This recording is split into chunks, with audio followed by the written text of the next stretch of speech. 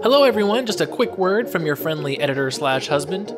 For all of you who listen to So I'm Watching This Show and own an Android device, do me a favor. Go to the Google Play Store and download the Podcast Republic app. It's a fantastic app that allows you to get all of your favorite podcasts directly on your Android devices. I use the app and love it. I can search for the podcasts I want to listen to, select them as favorites, and have them all just a click away. Make sure you set So I'm Watching the Show as a favorite so you don't miss any new episodes. Again, the app is Podcast Republic, available on your Android device. Thanks! So, my friend Stefan is funnier than me, and it makes me sad. I hate it when you say that. I'm mostly doing it for conversation purposes. I mean, yes, Stefan. Hello, Stefan. You're very funny. But, you're not funnier. Neither one of you is funnier than the other. Yeah, well, that's the second part of that conversation is he says the same thing to me, but he posted, and hi, Stefan, listener, friend of the show. He posted a picture of himself wearing a t-shirt from Seven. It's Gwyneth Paltrow, and it just says, "I hate this city." Yeah. And the caption says, anyways, who does he think he is, Brad Pitt? Seriously? And you're like, Gwyneth? Seriously, you know he regrets breaking up with her. And it just says, you really are Gwyneth, but with bigger boobs. Totally bigger boobs. And so I just commented on it. Oh, but every time he said the name Gwyneth, he used the box emoji. And I was like, Stefan, I swear to God. And he says, do tell. And I said, it was the box. That was the last straw for me. And he said, why? What's in the box? What's in the box? And I just didn't talk to him for three full days. Yeah, no, it's hilarious. But also that whole exchange is from Can't Hardly Wait. The former one, yeah. Yeah. Hilarious. The caption that he put under it, it's from Can't Hardly Wait. One of the best movies ever. I just was like, I walked right into it, and somehow I was still blindsided. Yeah, still unsure of how it happened.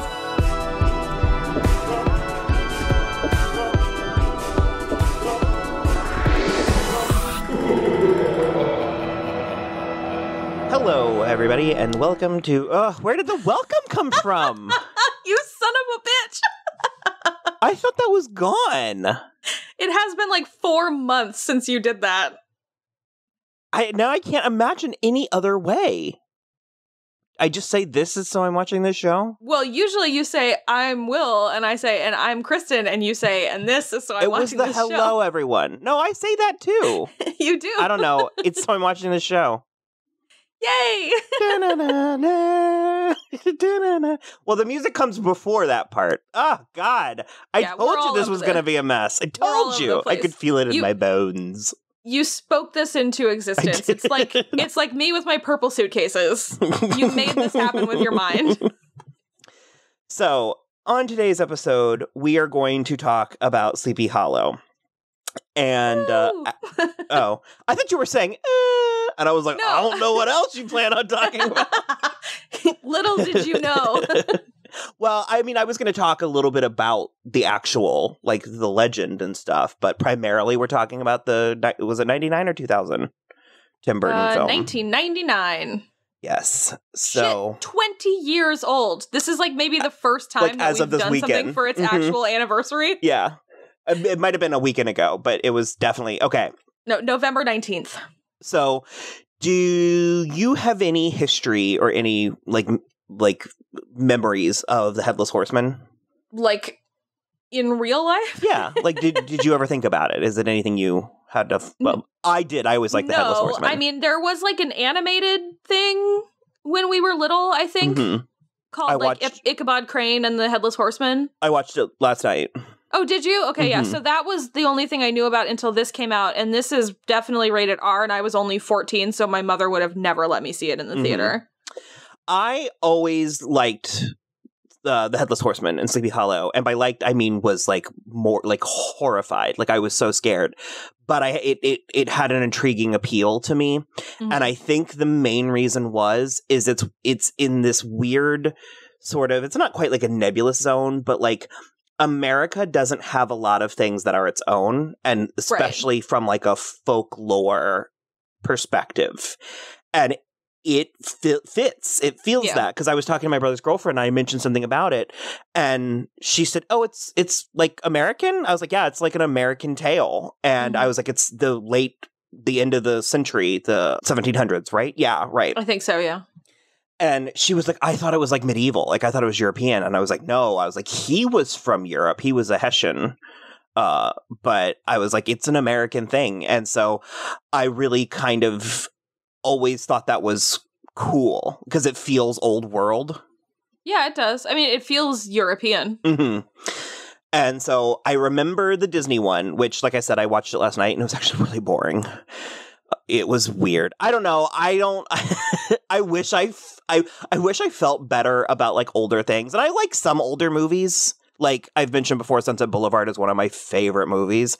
Sure. But watching it was boring. There was hardly any dialogue. It was all songs. It was like all music. Oh, I don't remember that at all. Yeah. And like watching it, I was like, oh, because you start to understand why society works the way that it does. Okay. Because like expand on that. Say more about that. Ichabod goes to like the party and there's like a short squat woman who is like in love with him, but he wants Katrina, who's like the beautiful with blonde hair and a pink dress and stuff. And the way that they're treating like the fat girl, quote unquote, it like I was like, man, I had to have been inundated with this kind of, because cartoons were for adult audiences, like not adult in the XXX manner. Yeah. But they would play before films and stuff. And so it's like the Looney Tunes and even the earlier Disney stuff. Like when Snow White and Cinderella came out in theaters, that was not with the mindset of taking children to see them. Okay. And there's been documentaries about this stuff. I used to fight against it. And because a lot of times people take like an anti-Disney stance where it's like, do not show Disney movies to children. And I'm like, well, I think that's not the right. Yeah.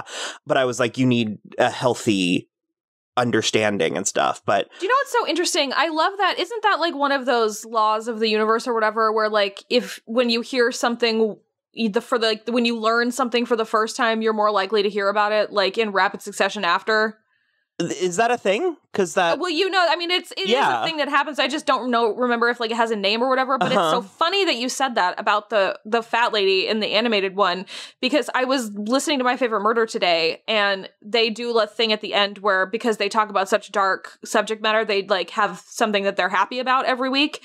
And and I was listening to an old one, and so it was the VMAs when Lizzo had her big performance, and she literally was like, I am so grateful that my niece is growing up with this as the message, with like Lizzo as the message, as opposed to what I grew up with, which is everything that you are is not good enough. You have to be this instead. I mean, that's obviously a big thing all the time now, but it was like, it's just so funny that I heard that this afternoon on my way home, and then we're talking about the same thing in regards to Sleepy Hollow. Weirdly, for some reason, it's just, I like when stuff like that happens.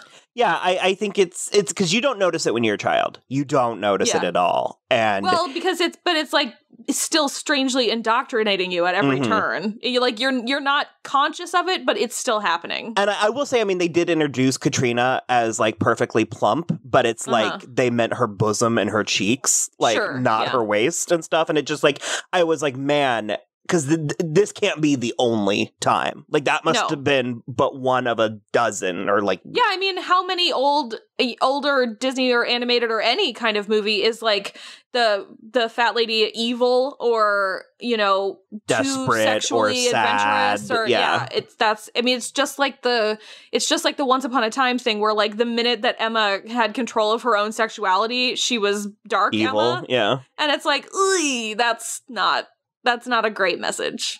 So moving on, my point was that I didn't think it was that good. I remembered it, and so I wanted to see it, and it does stick much, much closer to the source material, which I have not read, but I did read the Wikipedia, which was pretty extensive. Okay. But, and frankly, the Tim Burton one follows more than I thought it did. I mean, it definitely veers off on its own path. And it starts from a different perspective, but a lot of the pieces are there, up to including the names. Like there was something about the name Katrina that I was like, I don't buy it. And no, it's in the source. That is her, Katrina Van Tassel. That is her name. Interesting. Yeah, and the other thing, which I also watched, was there was an episode of Scooby-Doo where they dealt with the Headless Horseman, and I remember it scaring me. I'm talking lights on for a month, scaring me. And so I rewatched that. And that one also did not hold up. That's too bad. Nor did it scare me. But it was visceral. It was like deja vu inside a dream watching it again. Because it's like I probably watched it, like 100 times in a month span and then never again. Sure. So it was like, it was wild. But getting more to the point, so this was 99. Mm-hmm. This is right when I started watching R-rated movies and quote-unquote scary movies. It's the same for me, only I was doing it not in my own home because my mother wouldn't allow it. My mom let me with Sleepy Hollow because of the fantasy. Okay, that makes sense. She knew Tim Burton, and she knew the historical connotations and stuff. And I think in a weird way, as I've talked about, I mean, this goes neither here nor there, and it sets a weird precedent for my mom on the show, but it's like growing up, I was, the obviously gay kid in a moderately conservative, moderately Christian household. And so I got a lot of mixed messages as to what was appropriate and what was like good for me and what was bad. And so I think any interest in anything other than like girly things, it was really encouraged. Interesting. Meanwhile, what little did she know that it was Miranda Richardson's like hair and wardrobe that you were responding to? I'm not there yet. We're not quite there yet. But you have to agree that is the gayest part of this movie. Holy shit. I just she's one of those things where I get mad that she's not a bigger deal, but you're right. I would be furious if she was. I love that woman. She's an extremely big deal in the right circles. She's as big a deal as she needs and wants to be. I mean, she had third billing in the movie, but yeah. So anyways, I remember being at a sleepover, or no, it can't have been at a sleepover because it was boy girl, but it went late and they watched Starship Troopers. And I didn't want to. I was like, I can't watch this. It's too scary. I'm going to go home. And I remember the girls, of course, were like, you have to stay. Come on, it'll be fine. And they forced me to watch it. And so the compromise we made was I took my glasses off. Okay. And I remember being terrified watching it. And I don't know why I'm telling the story because we should just do Starship Troopers and I can tell it there. But you can tell it again there. And I remember it was like a running joke for our group of friends for like 2 or 3 years because the shower scene came on and I yelled, wait, pause it, I need to get my glasses. And I ran to go. I've never seen Starship Troopers, so I didn't know that was a thing. It's Paul Verhoeven. Oh, okay. I did know that, actually. I did know that. It's not good, but it is. It's one of those where it's like, as far as like horrible movies go, it's actually good. It's like a satire. It's kind of like Sky Captain in the World of Tomorrow. Interesting. Okay. Yeah, or like Sin City. It's more like Sin City than it is like Sky Captain in the World of Tomorrow. Okay. But Neil Patrick Harris is in it. You're pulling some deep cuts there. And Casper Van Dien. See, I'm on topic. And I thought we wouldn't have enough to talk about. You're good. I don't think I had watched the Screams yet, but I just remember something about the trailers for Sleepy Hollow. I was in. And I remember before it came out, I would have like nightmares and like sick to my stomach feelings because I wanted to see it, but I was too scared. Oh, that's funny. And so finally, my good friends at the time, and we're still friends, Tara and Kirsten. Hi, Tara and Kirsten. I would have never survived 9th grade without you. They said they'd go with me. And our good friend Kyle, you could never forget Kyle. I will murder you. He was a cornerstone of our lunch table. Just a foundational I'm really sorry. brick. I don't have a photographic memory for all of the like pasty white boys I sat next to at lunch in 9th grade. He could be listening to this, Kristen. I doubt it. Kyle's not listening to this. Hi, Kyle. We had, for the audience out there, we had a full-blown back and forth for like 25 minutes. Like a bitch fight is what we had. Yeah, almost. As to whether or not we knew a kid named Kyle. I won't say his second. Don't say his last name. It's very unique, and I was like, I'm sure you I've looked never me in the heard that face and were like, before. "You've made that up," and I was like, "Poland made it up. I did not." So, long story short, we came home and I looked at my 8th grade yearbook, and lo and behold, there was Kyle, and I recognized him in that picture, but I still don't. I have no memory of being friends with him. Well, the damning evidence was when we were in 9th grade, I wrote you a comic strip about your life, and he was a central character in this comic strip. No memory. No memory of that exchange. Nothing. Will confirmed my caricature of him was spot on. Will was being sarcastic. Obviously, he doesn't even have eyes. Don't say that about Kyle. Oh, you mean my caricature? Okay. In the drawing, he has no eyes. So I don't remember why, but he was there too. Okay. So we went to the theater. I remember wearing my orange Old Navy cotton pullover fleece because I used it to hide my head when the movie was on. And it was right after Scary Movie. There was a couple of R-rated movies in a row that like got people's like feathers in a twist or something. And do you remember they were like carding people at the doors of movies for like a year? Yeah, for like a year, because I didn't try then. And then when I did start seeing R-rated movies before I turned 17, I was like not picking ones that people would care. Like I went to see Ollie and like Life as a House, and nobody was like carding me at the door. And my mom bought us the tickets, and she wasn't gonna go because she didn't want to watch it because it looked scary. And they wouldn't let us in. So she had to buy a ticket. She had to go in and sit down and watch like the first 10 minutes of the movie, and then she left. Nice. But so, yeah, my mom was a real trooper. She really pulled through for us. But so I watched in the theater, and I remember being in my orange Old Navy pullover fleece, like so scared. And then the first beheading happened, and I was like, oh, is that it? And Tara was like, yeah. And I was like, oh. And so I like pulled my hoodie down and just watched the rest of the movie, and I loved it. I was obsessed with it. I got the book. I like drew pictures and stuff. And so revisiting it, I like put it on the schedule a while ago, and revisiting it was like I was a little bit nervous because I had such memories of loving it, and I was sure it was going to be awful because we've talked so much about how like Tim Burton's kind of like gone off the path.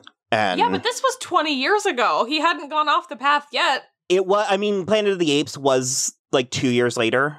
Yeah, but even that I feel like is not off the path. He was still trying to do something with that. He just didn't do it well. Yeah. And so we watched it the other night, and we were separate, and I texted you a good, like, 20 minutes in, and I was just like, oh, I forgot this movie's good. Yeah, it's pretty good. It's like, I think it's really good. I think it holds up excellently. Like, yeah, I liked it. I mean, it was enjoyable to watch. I mean, in the first place, we need to talk about the cast, which is Johnny Depp, Christina Ricci, Miranda Richardson, Michael Gambon, Casper Van Dien, Jeffrey Jones, Richard Griffiths, Christopher Walken, Lisa Marie, Christopher Lee. I mean, that's a shitload of people. That's like so many people that are like really good people. And so that's the first thing that's like really amazing. And then you give them like, that's a pretty good script, and it's like directed well. And the like set design and the art direction are very good too. And they didn't overreach with the very, very hit or miss effects of the day. Yeah, true. They used such a good balance of real and... Yeah, Tim Burton is really good at that. He has been very good at that. Because and I think this was still early, so that's why it was still good, because he has such a deliberate and specific use of like practical effects. Like they built that town. Yeah, exactly. And I think that's what draws me so much to his earlier movies, like specifically Edward Scissorhands, is because everything is like real and it works. You know what I mean? It's like, it's a lot like Bram Stoker's Dracula. A lot of that stuff is done like practically, and I dig that way more than Alice in Wonderland. My next note says it's very 92 Dracula. And then immediately after that, I said, oh shit, Francis Ford Coppola was an EP. So okay. I think it nestles very well, like very, very neatly into that. And I also want to probably cover Mary Shelley's Frankenstein. We could maybe do it next year. Although I think it's like the least good of these types of movies. Okay. Remember, when did that come out? 94. Oh, okay. It was kind of like it obviously was not a sequel to Bram Stoker's Dracula, but it was kind of like a fellow. Like a response to it. Okay. And it's Kenneth Branagh acting and directing. I think it's one of his first films. And my recollection, and De Niro is Franken is the creature. Oh. Remember, we watched it. The only time I've ever seen it was with you in your dorm room in Charleston. Huh? Yeah, me and you and Yeti watched it in your dorm room in Charleston, and I had a jar of pickles that I ate. That feels like something that Yeti suggested. No, I did. I wanted to watch it. Really? Yeah, I wanted to see Frankenstein. I have no memory of that. Well, you guys were like making out, so. Oh, okay. No, I have a memory of that. So. So my memory of it was being kind of medium, but I think it's sort of like Baz Luhrmann's like Red Curtain collection. I feel like they kind of go together. But yeah, you touched on the script, and I think that, you know, being 34 at this point watching the movie, 20 full years later, I was like, wow, this is holding up. It was sharp, it was kind of funny, it was interesting, and we've talked about how these stories can, like, especially with, like, well, folklore, fairy tales, and so forth, they can be hard to expand. I don't remember when we were talking about it, but it's like the narratives of them are very simplistic, one event to the next. And so when they try to adapt, probably Snow White and the Huntsman, that's probably when we talked about it. But yeah, I was going to say that sounds right. When they try to adapt it, they start adding characters and plots to try and justify the 2-hour runtime and blah, blah, blah. Yeah. And they do that in this, but I think it works in this movie. Well, I think, not for you, because you, like you said, you read stuff about it, but for me, that doesn't really factor in because I'm not familiar enough with the source material, I think. Mm-hmm. So for me, I just like, I mean, the biggest draw of this movie for me is the cast and the aesthetic. Like, the cast is spectacular and perfectly put together, and then the aesthetic is very muted, but with like some pops of stuff. color.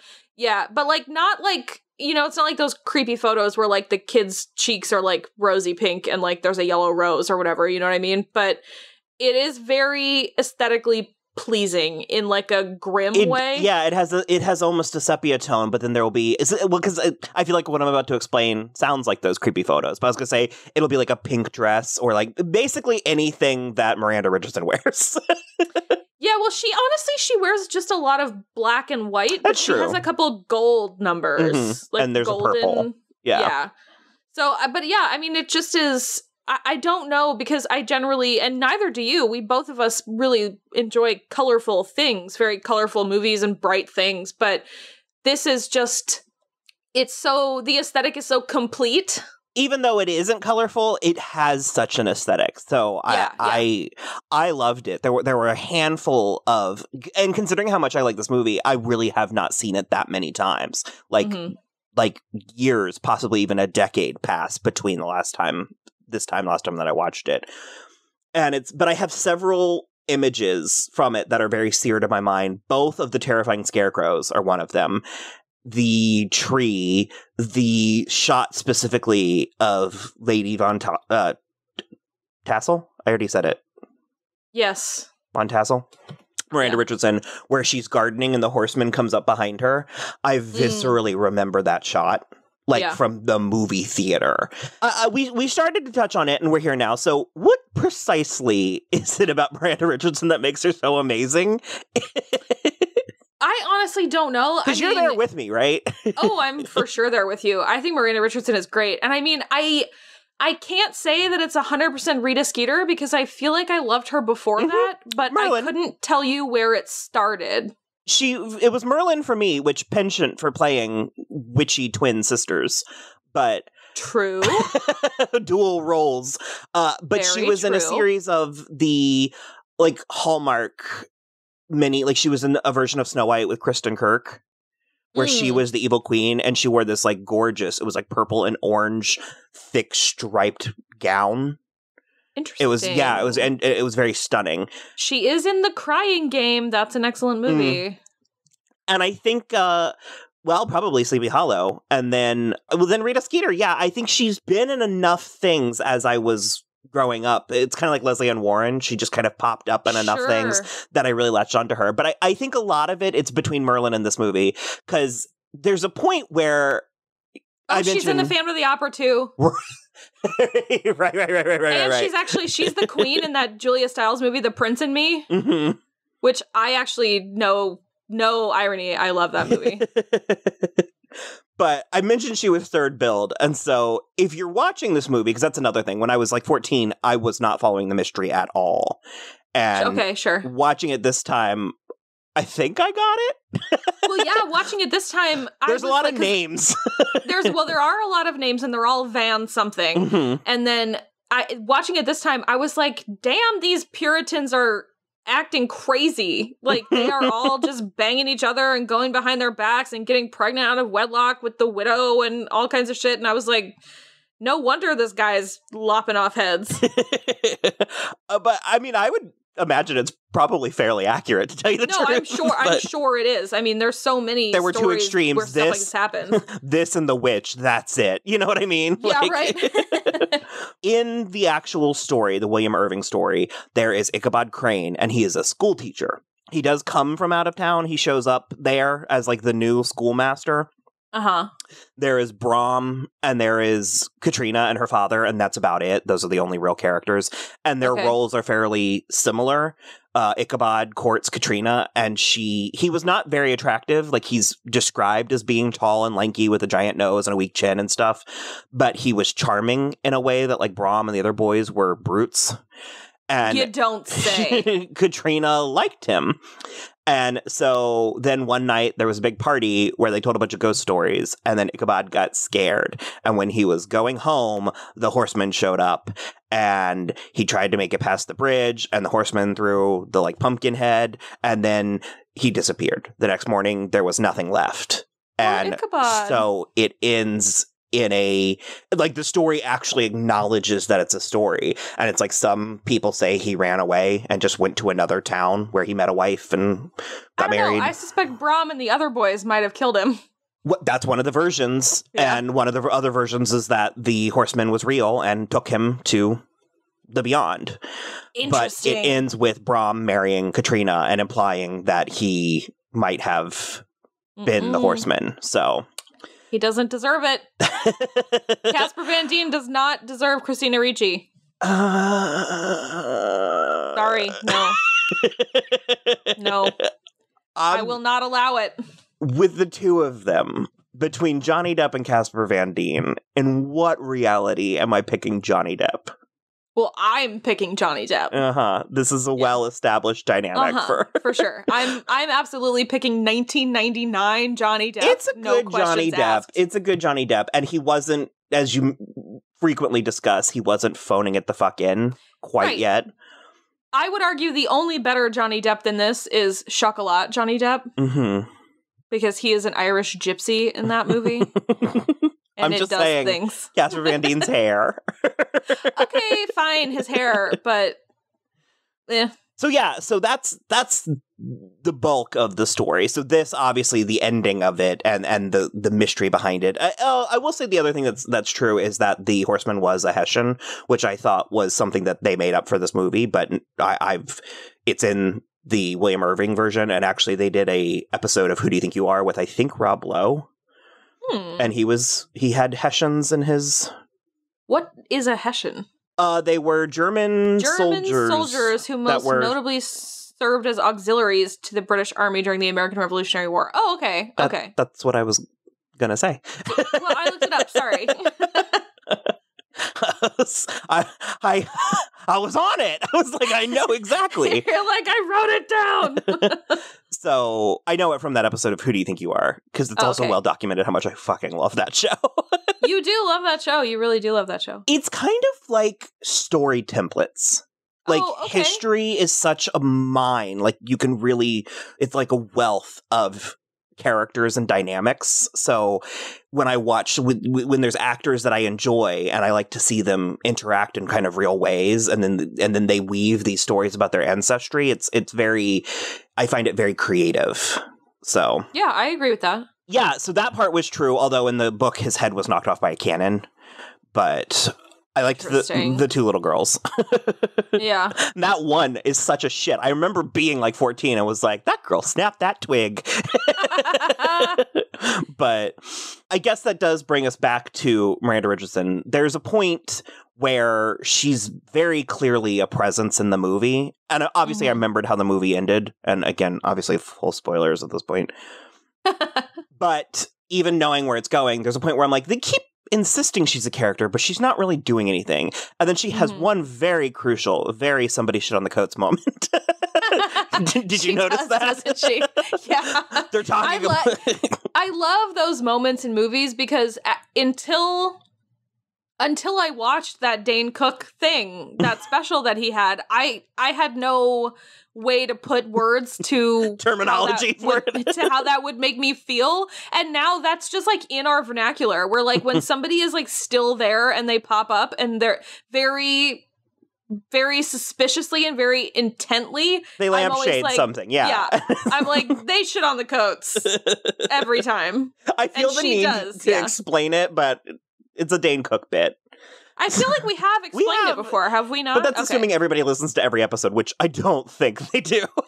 Well, okay, very quickly, it basically is like, it's how to make yourself like not look suspicious. Yeah. Like, so if you're at a dinner party and like you go and you shit on the pile of coats in the bedroom and then you leave and someone else finds it and then everybody's like, oh my God, who shit on the coats? And you just like, you pop in and you're like, what? Somebody shit on the coats? And then you just fade away. Mm-hmm.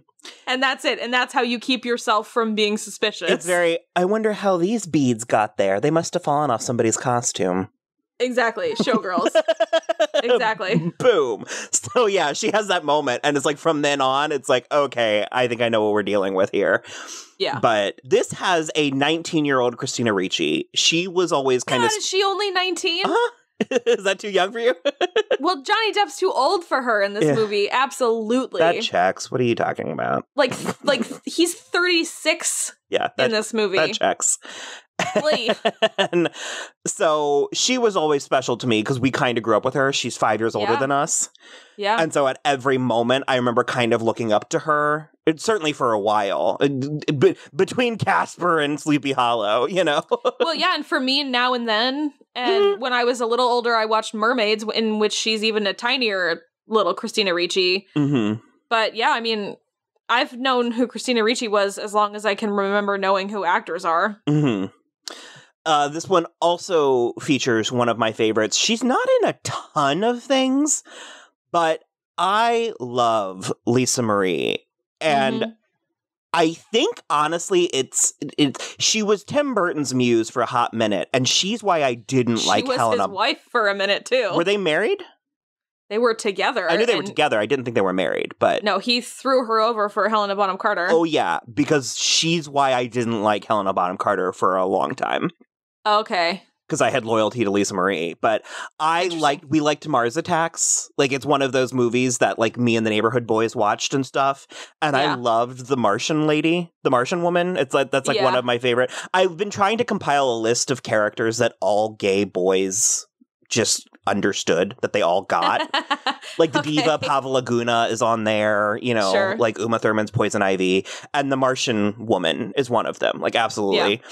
And she plays a similar type role in this. I mean, not to the Martian like woman, but like a cameo, like a notable. A similarly important role. Mm-hmm. She's Ichabod's mother, and there's something about her because she has a face. I mean, it's not a generic like pretty girl face. It's going. She's got very big eyes and going a places. Long nose and a big mouth and it has an itinerary and it is crossing things off. Yeah, but there's just I don't know. I've always found her very bewitching, and appropriately in this, she is his mother, and I really love the series of 3 dreams in which that like backstory is unfolded. Yeah. And I love, did you notice that all of the women in this movie, when their like witchery comes out, their hair is down? Yeah. I love that because that's one of my favorite things from American Gods. When like Easter. I mean, it's very purposeful. Mm-hmm. I just like it, that when they're like, because by the end with Lady Von Tessel, her like hair is down. Yeah, it's one of the things that always stuck with me about Girl with the Pearl Earring, because he doesn't ever like catch her naked or anything, but he catches her with her hair down one time, and it's like it's like the most intimate thing because she's always wearing her like headscarf, and the other one is that he tells her to open her mouth for the painting. and it's like only prostitutes open their mouths in paintings apparently. And so that's it. It's a very like loose woman witch thing.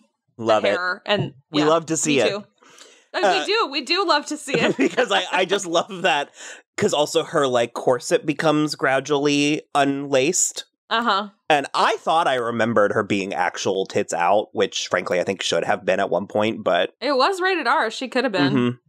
But that is so interesting too, the unloosed or the loosened corset, because and you mentioned the witch earlier, and it does feel very like that, because when she starts getting like seduced by Black Phillip, her corset gets looser and her hair comes out of her bonnet and everything, and then she decides to go live deliciously in the woods. Yeah, I dig that a lot. I'm all for it. I agree with the hair. The loose hair means a witch. I dig it. I'm very much in a Eve was framed justice for Medusa place. Like yeah. I'm with you there. So, I'm with you in that place. So no, I love it, and I just the imagery as blatant as it is, it makes it nevertheless striking, like all the white with the red carpet and the Iron Maiden and stuff. And I even love the shot where she falls out of the Iron Maiden and all the blood is like Shining style pouring out. And that was a lot. Do you not remember that? I don't remember that from the last time I watched it, but I was like, oh shit, that's an Iron Maiden. And I was like, oh no, it's opening. Yeah. And then it was just like The Shining, you're right. It was just blood everywhere. And I was like, ugh. It's funny, because my memory of this movie, as I recall, this movie is about Lisa Marie and Miranda Richardson. And there's a bunch of stuff with like dudes talking in the middle that I'm like, what is this? Like, who cares about this? But no, they were, and you're right, they were all. Are those character actors? It's a lot of characters. Yeah, I mean, well, 3 of these people were also in Harry Potter. 4, if you want to count Johnny Depp. So Miranda Richardson, Michael Gambon was the second Dumbledore. Richard Griffiths was Mr. Dursley. It also goes up there for me with Crimson Peak, where I think it's a good one for young people who are getting into like their gothic romance, because it's such a combination of genres where it's like horror, it's fantasy, it's a mystery. Like, you know how much I love a whodunit, and then there were none, and also a whodunit with a hair down, loose corset witch at the end of it is even better. And I think most importantly, the horseman's real. Because in a lot of versions, he's revealed to be a fraud or a fake, like a costume. And I gotta be honest, I think that Christopher Walken is kind of genius. It's totally genius.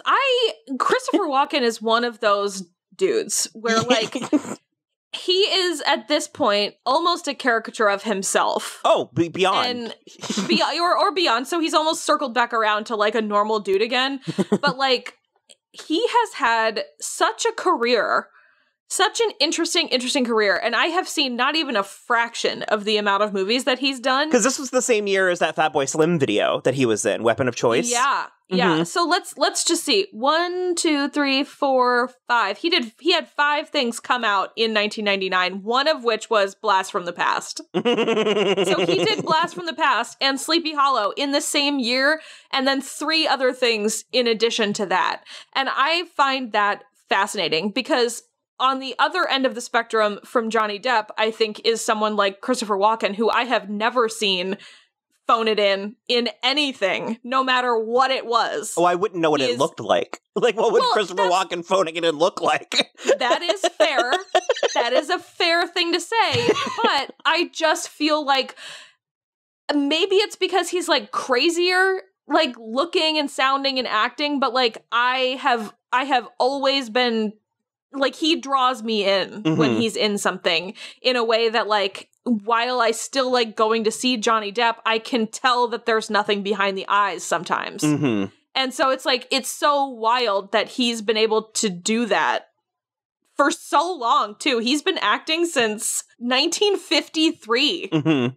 That's insane. There's something about the role, too, of, like, the Headless Horseman, where it feels like you can't just throw anybody into that role. I mean, I just mentioned De Niro was the creature in Mary Shelley's Frankenstein, and Gary Oldman is Dracula. And so it's like, there's a caliber to be expected for certain roles. And does he even speak in this movie?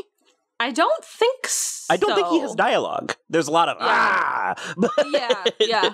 I mean, they marketed it with him, but even if they didn't, could you imagine the reveal where you're like, fuck me, is Christopher Walken the Headless Horseman?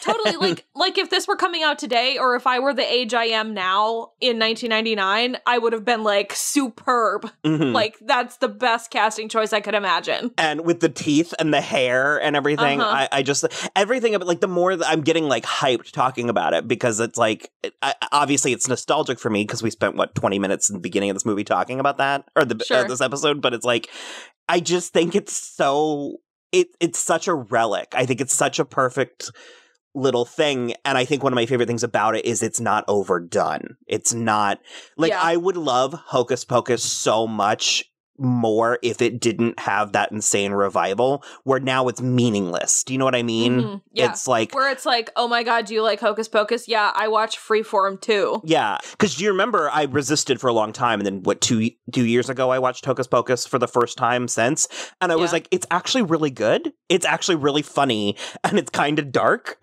Mm-hmm. I obviously want things to be successful and celebrated, but I've always been very passionate about individuality and unique things. And so I think kind of rediscovering this gem of a movie, and it goes to some places. I mean, there was a part of me when they were in the church, because, I mean, all hell is breaking loose. And I was like, what the fuck movie is this? Like, it kind of goes, and I don't know. I mentioned something about how perfect the effects were and the combination of effects were. There's a handful of things that don't translate well. I wish that jump scare with the crone wasn't in it. Yeah. It's very much like, was this movie marketed for 3D? And you were like, no, it was 1999. Right. And also, it's like, she was definitely human. So I don't know where. And then there was another one. I think there was like, maybe that was the only one. I thought there was another, like, digital effect that was a little bit cheesy, but I just reached a point where I was like, this movie has everything. It's got Miranda Richardson, windmills, like, bisected Casper Van Dien. Both guys from Wham wearing a two-man horse costume. He does get hella bisected. Because isn't that Will's favorite part? I remember him talking about that. Like, I don't know. He didn't watch it with me, so I'm not sure. It's just one of those crazy, like, Christopher Lee, and he's a constable in New York. And I do love all the things about, like, the message about technology and, like, evolving and stuff. And because the first body that he's dealing with in the opening of the movie is, like, the body that was in the river, and he wants to perform the autopsy. Yeah. And they're like, he was in the river, he drowned. And they're like, maybe he was dead before he went in the river. And, like, that ends up playing that logic, like, that's a setup for the, like, important, I can't think of the word, like, later, like the big reveal later in the movie. The reveal. Yeah. I even remember being 14 and being like, some of this stuff is so deliberate, like the couple making out when he goes to the party.